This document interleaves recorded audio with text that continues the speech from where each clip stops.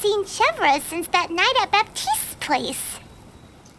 Well, guess there's no point in worrying about it now. Let's go join up with the others.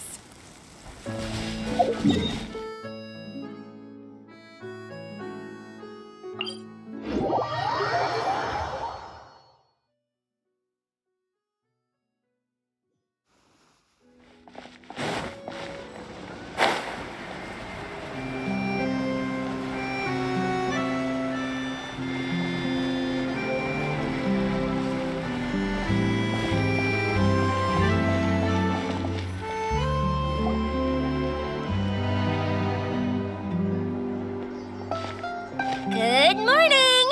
Hayaka and I were just talking about you. Is Chevra still not joining us today? Probably not. We haven't seen her either. Huh? That's such a pity. Director Farina said that we've only got a few small scenes left before wrapping up the entire thing. She even said that she'll get me into a couple scenes, so everyone will have a chance to shine in front of the camera. We were also planning on having a victory feast once we're all finished filming.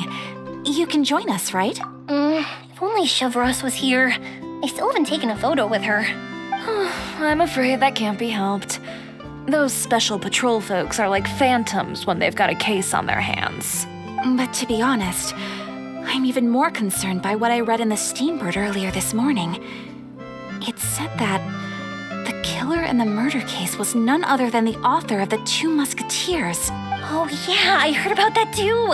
He came forward and confessed his crimes, but gave no explanation as to why he pulled the trigger. We didn't know about this case at all when we joined the film. Is it going to affect the reception of our work? From a pure publicity standpoint, this will draw a lot more attention to our film. I have to say, though, that no director can be perfectly comfortable with garnering attention through means other than artistic skill. To be fair, I feel like that ship sailed the moment you allowed yourself to be named as the director on our posters. It's not my fault that I'm super popular.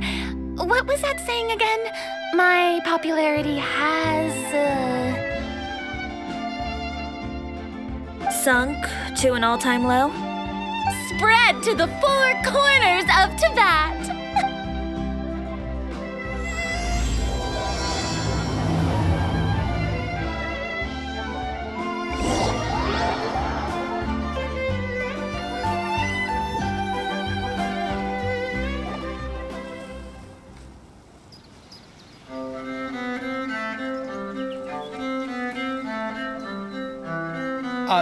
Excuse me, everyone. Xavier! Feels like it's been ages since we last saw you. I've been talking nonstop with the Film Association, and I'm absolutely swamped trying to coordinate the film's marketing. So forgive me for not being around more often, but please believe me when I say that I will make sure everyone's hard work gets the exposure it deserves. Oh, seems like you've been fighting your own battles.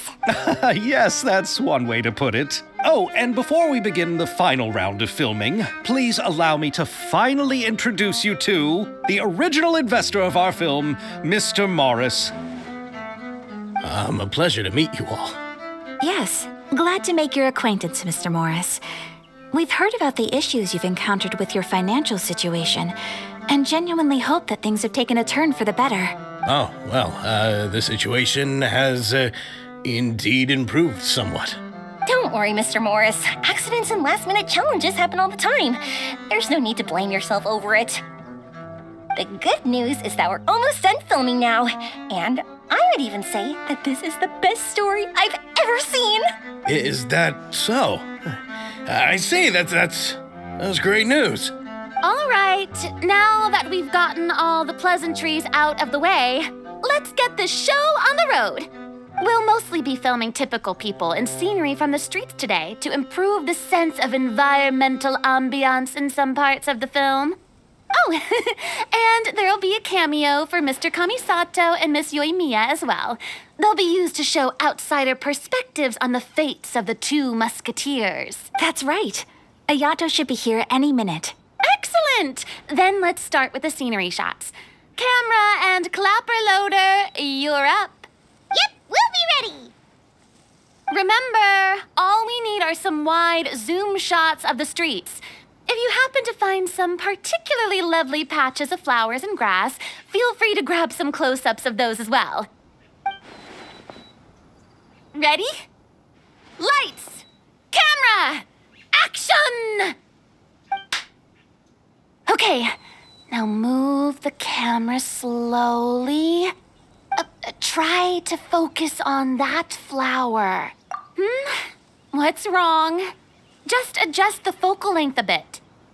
Something the matter? But wasn't it working fine for all the days before? Veronique, can we try a different camera? No problem. How about this one? All right, let's give it another try. Lights! Camera! Action! Don't tell me. This one is broken too? Veronique, do we have any other spare ones we can use? I'm afraid we only brought these two today. What? Then go find a workshop to get them repaired right away. Oh, and you too, Bono. Go find our spare camera in the warehouse and bring it back to the set. On it. Greetings, everyone. My apologies for the delay. Is something the matter, Ayaka? It seems like there are some issues with the filming equipment today. We're stuck for the moment. I see. Well, let's not just stand here twiddling our thumbs. Actors, to the makeup booth. We'll start on the next scene as soon as we get a working camera. The people at the workshop told me that the part which holds the lens in place seemed to have fallen off. That's super strange. It was perfectly fine just yesterday. Well, no time to dwell on that now. Let's get back to filming. Ahem! Quiet on set! Places, everyone! Lights! Camera! Action! By the way, have you heard about that recent murder case?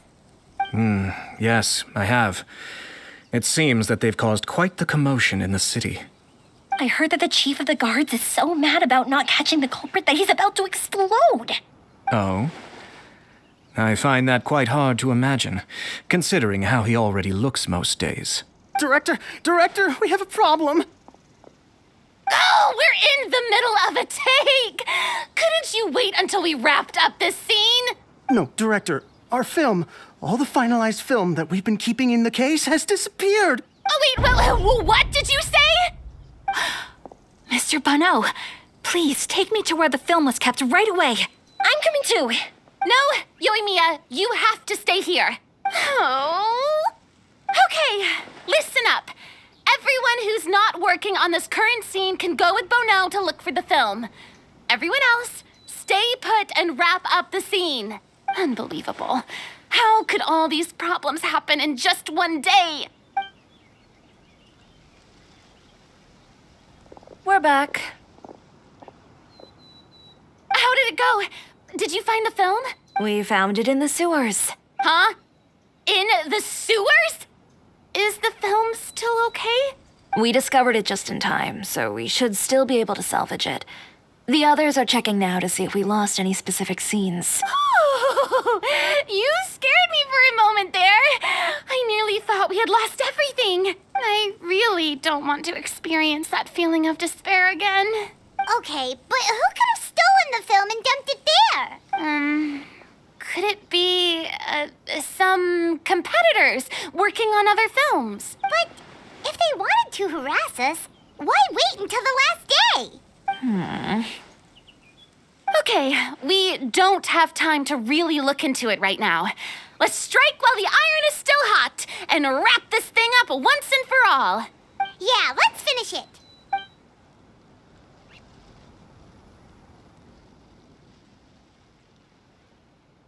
I would like to officially announce that our entry to the festival, The Two Musketeers, has now concluded filming.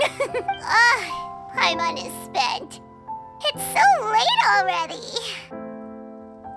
Even though the filming process proved to be extremely challenging, everyone provided valuable and unique contributions to the final product. Thank you all for your dedication and support. And just like Director Farina, I would also like to extend my most heartfelt thanks to all of you. Really, you've all helped me so much. All right, let's save the awards speech for later and hopefully also get some rehearsals in before the real thing. Anyway, now it's time to party! Let's all make our way to the beach and have a celebration feast so loud and fun that even the blubber beast will want in. Party, party! Paimon wants to party!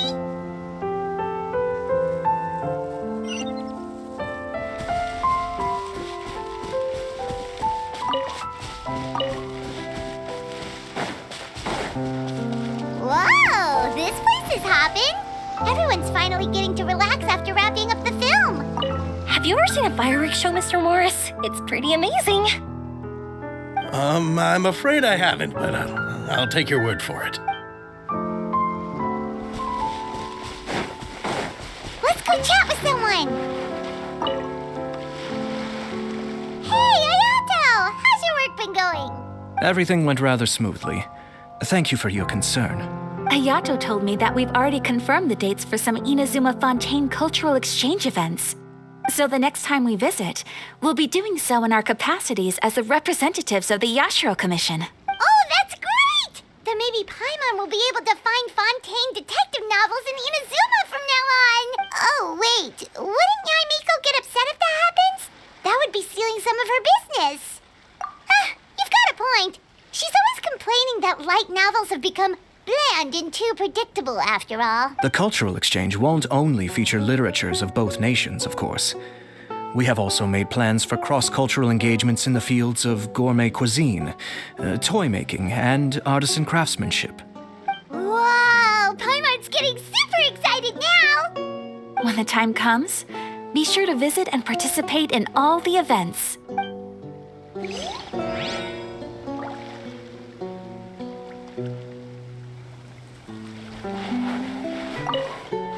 This is turning out to be quite the party.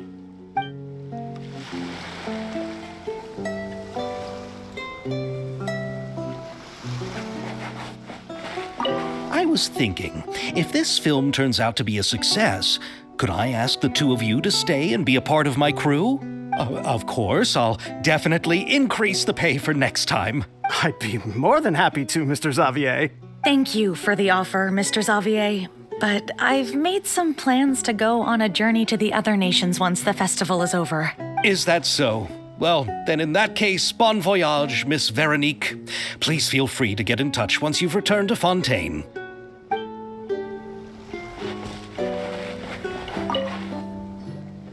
Farina!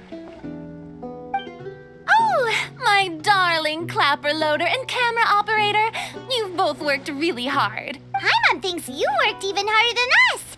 Honestly, Paimon was getting a little tired of playing with the clapperboard by the end of it. Worst of all, Paimon started having dreams of you shouting, "Lights, camera, action!" into Paimon's ears. The actual dream can't even start until you've yelled that. Hey, if anything, shouldn't I be more grand and delightful in your dreams? We've been through so much together, and that's how your brain remembers me? That's not Paimon's fault. We've just used the clapperboard too much lately. Anyway, what's most important is that we've wrapped the film. I'm pretty confident that we'll take first prize. Hey, no need to mention the official name. Wait, now that you mention it, if we did win the prize, would Farina just get a statue of herself? Come on, I don't need that kind of attention. Xavier can accept the reward on our behalf. But just imagine! Farina accepting the Farina Award and holding a Farina statue. I'm going back to my dessert now. You all can keep discussing that on your own.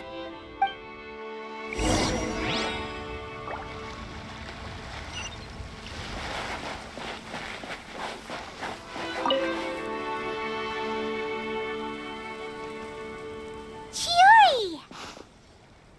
Hey, you two. Are you not really into these kinds of big social occasions? Not particularly. But this is still better than Fontaine Fashion Week. But if this film becomes a big hit, people will definitely come flocking to your shop. Yes, that's highly likely. As long as the film can premiere as planned. Are you still worried about the case? That and all the obstacles we had to face today. You're right. It's as if all our bad luck just manifested at once. But why today of all days? No, it's nothing. We've already delivered the film to the editors, so there should be nothing more to worry about. How are you doing, Mr. Morris? You having a good time? Well, you could say that. Do you happen to know when the party is scheduled to end? Judging by how much fun everyone's having, I'd say probably not until well after midnight. Is there something that you still have to take care of at home, Mr. Morris? Oh, well, I'm just not a late night person, so I might take off shortly. Oh no! Silly me. I almost forgot something super important. Oh, what is it? I prepared a whole batch of fireworks for the party, but I forgot to bring them over from the warehouse. Fireworks, you say? Well, that's truly a pity. Sorry things didn't go as planned. Could you help me carry them over, Mr. Morris? I won't be able to fetch all of them by myself. Me? Are you sure that you can't find anyone else?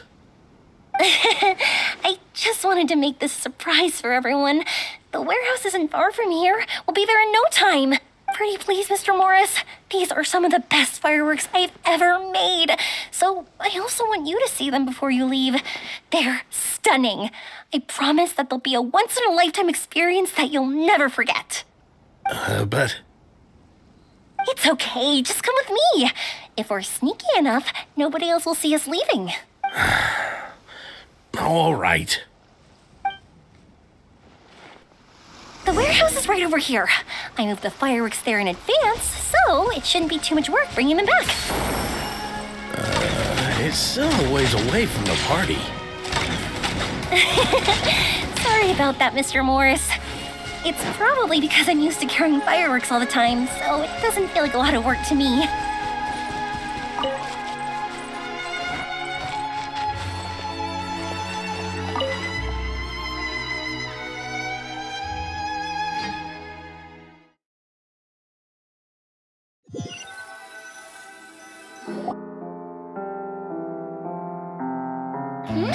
It's dark in here.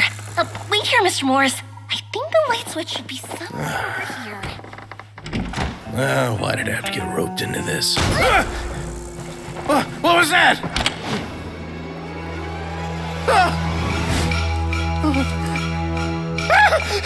Who's there? Get me out! Get me out of here! Did you really think you'd get away, Morris?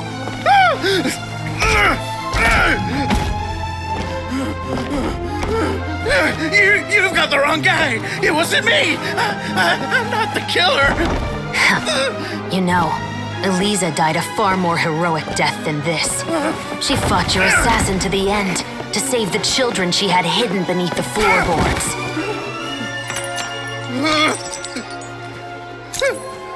That is Eliza's pendant, the one with a photo of you two inside. The one you gave her. Ring any bells? It's a fake! It has to be! There's no way! No way your assassin didn't destroy it, you mean?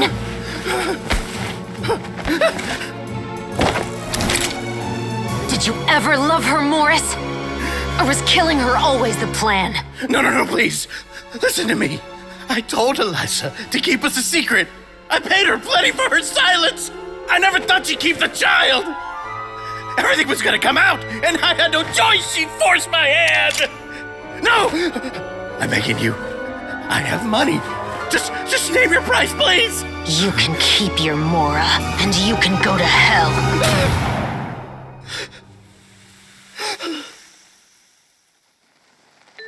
I'm Captain Shovraz of the Special Patrol. Morris, you're under arrest for Eliza's murder.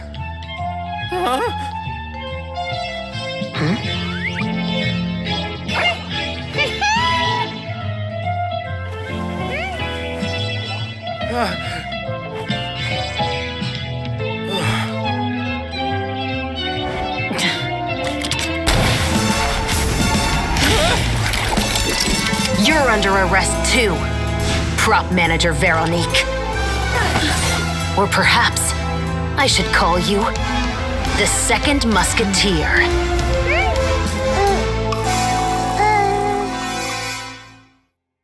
Wait, what's going on? This wasn't in the script. Drop the gun, Veronique. Why? Why would you keep me from exacting revenge on this heartless monster? Drop your weapon. This is my final warning.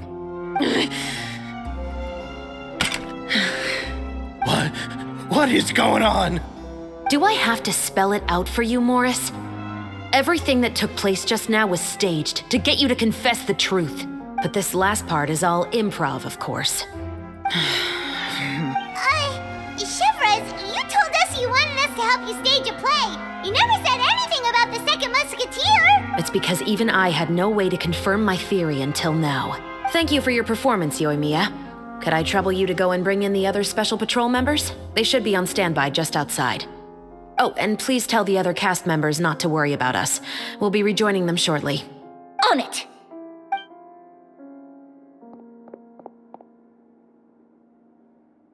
So what do you think, Morris? Care to talk about what happened 20 years ago? My patience is limited, you know. Don't force me to take you back to the interrogation room. I'd wager that you wouldn't last for more than a minute in there. With the recording we made, you have no chance of winning in court. Cooperating with us now is the most practical move. All right. I'll talk. I hired an assassin to murder Elisa. She once worked as a maid on my family's estate. She was very beautiful, and after some time I fell for her. We kept our relationship a secret and carried out an affair for some time, but it wasn't long before she became pregnant. And if my parents ever found out, they would have stripped me of my inheritance and status, driven me out of my home. I also didn't expect Elisa to insist on bringing the pregnancy to term. She even asked me to leave my family and travel far, far away with her. She believed that you were truly in love with her. I didn't have a choice. I gave her a large sum of mora, told her to leave the family and to get rid of the baby. But then years later, she sent me a letter. There were photos of 2 children, and she even asked if I could find some time to visit them. Huh? 2 children? Paimon thought Baptiste was the only... you mean... Even if she had the children against your will, you could have just ignored the letter entirely. Why kill her? I had just gotten engaged to be married to an heiress from another wealthy family. So if anyone were to find out about Elisa, my life would be completely ruined. I didn't have a choice. No, you always had a choice. You just made the wrong choice. Again. Do you know how it feels to watch your mother be killed right in front of you? My brother and I were hardly even school age yet. We were hidden beneath the floorboards, grasping each other's hands like a lifeline. We were so terrified that we didn't even know we could ever take a breath. All we could do was to watch Mother try to fight back, and then collapse to the floor. Even after the assassin left, we were still too terrified to leave our hiding spot. We thought that he might come back. It was only until the next evening when we finally climbed out and gathered around our mother. But she had already become cold and stiff to the touch. You made up your mind right then and there to bring this case to light. Not only that, we resolved to get our revenge. And that's why you became the Musketeers. No, that's why I became a musketeer. The man from before was also killed by me. My brother had nothing to do with it. I figured as much. You did? I once told these two that he didn't look like a killer to me. His confession from that night also rubbed me the wrong way. I think what really tipped me off was, how could I not feel a sense of regret in him? He confessed faster than any criminal I've ever met, but he didn't say a single word about you. He insisted that he was the sole perpetrator in the case. But after the questioning ended, I disassembled the musket we dug up from his backyard, put it in front of him, and told him to reassemble it. Wanna guess how far he got? He had no idea where to even start. He's never touched a gun in his life. Based on that, I determined that he was not acting alone. He only surrendered himself to draw our attention and create a moment of opportunity for his partner. So, I decided to play along. And as expected, the second musketeer followed us without hesitation once she saw Morris get separated from the rest of the cast. Besides, why else would he call the novel The Two Musketeers? But how did you know it was Veronique? I figured it out the moment Baptiste told me his father's name. That so-called financial crisis was all just a ruse. He just wanted to sign up as the investor and then leave the film without any source of funding. After all, he has a vested interest in minimizing the reach of this story. It's really just the same thing as what he did to Eliza all those years ago. Human scum. But then Xavier pulled out all the stops and got the film made against all odds. Morris couldn't have that. With the killer in custody, he figured it was safe to act. And so he came to visit the set today, just as I expected. Wait, so you were behind all those mishaps today? As for the identity of the second musketeer, I assumed they'd probably stay close to Morris and look for an opening. And if they already knew that Morris was the film's investor, then that narrowed the list of potential suspects as well. Furthermore, being the props manager would allow the culprit to avoid scrutiny by purchasing mechanical parts in the name of the crew. With that hypothesis in mind, I went back to check Baptiste's orphanage adoption records. Guess whose name I saw on the same page, just a few lines from his. My brother. He trusted you. As in, he trusted me to perform the deed on his behalf? He trusted you to stand on the side of justice. I am. I thought you could do it as well. Oh, the look on your face when you told him to go to hell. I really thought you'd put a bullet in his brain. You know what he has done. Are you telling me that you'd rather see him spend the rest of his life living like a king in the fortress of Meripede? I will never be able to forget the feeling of my mother's cold, lifeless hands. And you would call this ending fair? Is this what you call justice? I won't lie, Veronique. I did hesitate when your brother first told me about the truth. I wondered. I agonized over whether I should really put a bullet in his head. So why don't you? Because that should never be how justice is carried out in this world. Perhaps, to you, justice is simply reciprocated. An eye for an eye, and a life for a life. But everyone has their own understanding of justice. If everyone were to pursue their own definition of it, there would be no more order in this world. Today, you'll kill Morris, and tomorrow, his children may come for you. The world cannot render judgments based on a desire for revenge. That will only lead to a cycle of revenge, as well as the destruction of order and civilized society. Fontaine is founded on a set of laws and a standardized code of justice. That is why we are the nation of justice. But with all that said, I will promise you this. Morris will not lead a cushy life in the fortress of Meripede.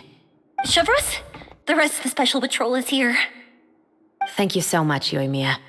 Letelier, Terena, please take them away.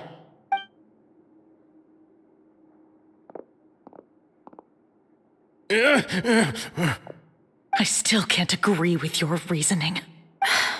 I know. Justice has not been delivered. At least, not today. Chevros. Let's go. We should give an explanation to the crew. Thank you for your concern. I'm fine. I'm just thinking about the things in life that have driven people to take justice into their own hands.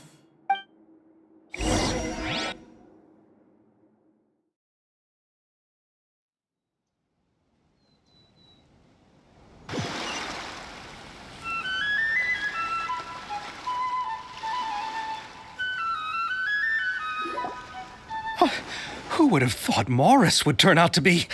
I'm at a loss of words. How could he have done something like this? I'm just glad that you're all safe and sound. Who knew that such a labyrinth of cases would be behind this story? Well, what should we do now?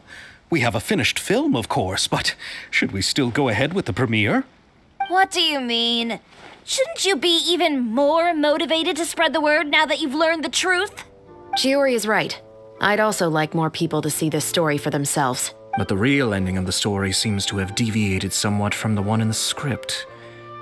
Is that still acceptable to you, Miss Chevreuse? The call is yours.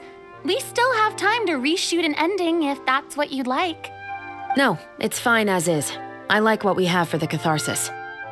Romanticism is what gives works of art their appeal. Fiction is able to explore means of restitution that could never work in real life. Just like the real world, the world of stories also has its own set of rules and justice. These different possibilities are what initially drew me to reading in the first place. Sounds good to me. I support your decision. What about Veronique? Will she be okay? She will soon face her judgment alongside her brother and Morris. If I had to guess, they'll probably all be sent to the fortress of Meripede. I'll make sure to give Risley a heads up about it. Oh, you mean that kind of heads up? Exactly. Ahem. All right, then the matter's settled. Now that everything's been taken care of, there's no reason for us to keep looking all gloomy and grumpy. Let's get back to the feast and enjoy each other's company. We'll be starting the post-production process tomorrow. You should join us, Chevreuse. You missed the first few hours of the party, didn't you? All right, count me in. Then I'll wait for you over there. There's still some good news that I'd like to share with Chevreuse. Traveler, Paimon, could you wait for me by the sea after the party ends? I'd like to go on a brief walk with the two of you. Thank you very much.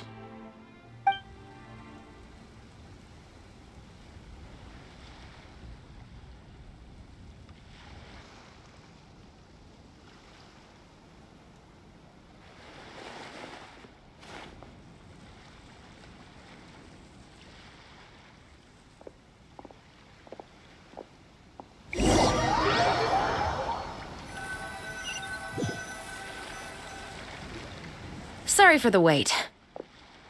Oh, we weren't waiting long at all. Is there something else you wanted to tell us? No, I don't have anything new to share. I just felt that since you were my investigation partners, I should have another conversation with the two of you. Traveler, how would you have responded to Baptiste's request if you were in my shoes? When I was young, my father often took me here to swim. We'd come rain or shine, even when it was freezing cold. He told me that swimming was the best activity to train one's strength of will. You could never give up before reaching the shore, especially when the water was cold. Oh? Why's that? Because the moment you give up would be the moment you die. At that point, I still hadn't received my vision. One winter, the chilly wind felt almost like knives on my skin, and the seawater was so frigid that it numbed my toes the moment I stepped in. I cried and begged my father to spare me from having to swim across, but he wouldn't listen. He used to be a member of the Special Patrol as well. You could say it was his way of educating his children. That sounds awful. When he saw that I wouldn't stop crying, he just picked me up and tossed me into the icy water. The bone-chilling cold took away my senses.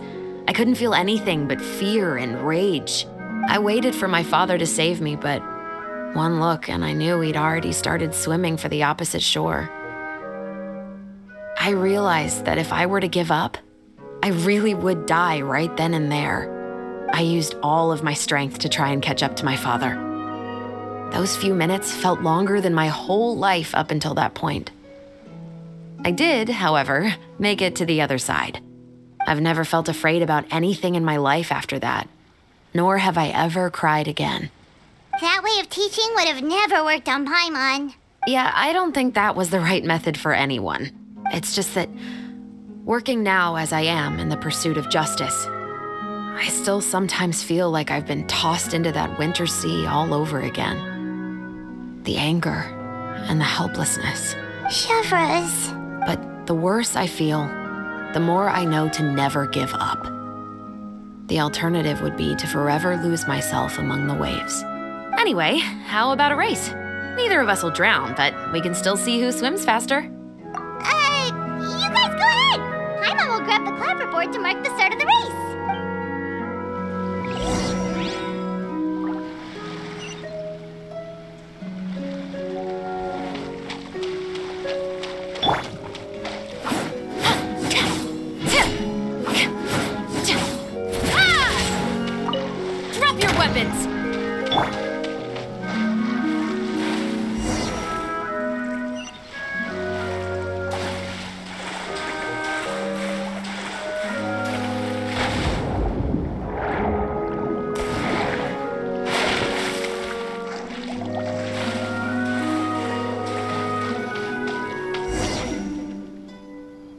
Whoa, that felt good. You were so fast in the water, Chevros.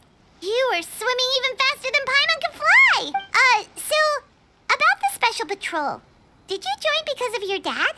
Partly, but I'd say I was more inspired by the heroes I read about in stories growing up. Oh, so it's due to your love of stories. Of course, it was only after I joined the Special Patrol that I learned that truth is often stranger than fiction. Come on, let's walk a bit more.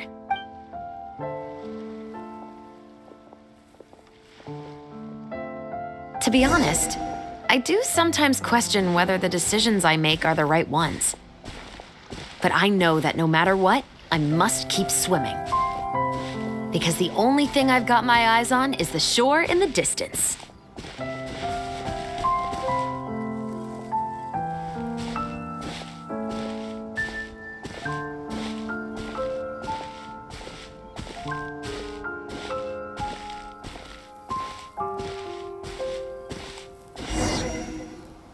Thank you for coming on this walk with me. I feel a lot better after getting all that off my chest. Huh. We're nearly back at Baptiste's house. Huh, you're right. I didn't realize we were so close. He really did plant a lot of flowers. It's just like how he described it in the story. Huh? Wait. Paimon, Traveler, look! The rainbow roses in the garden. They're in full bloom now.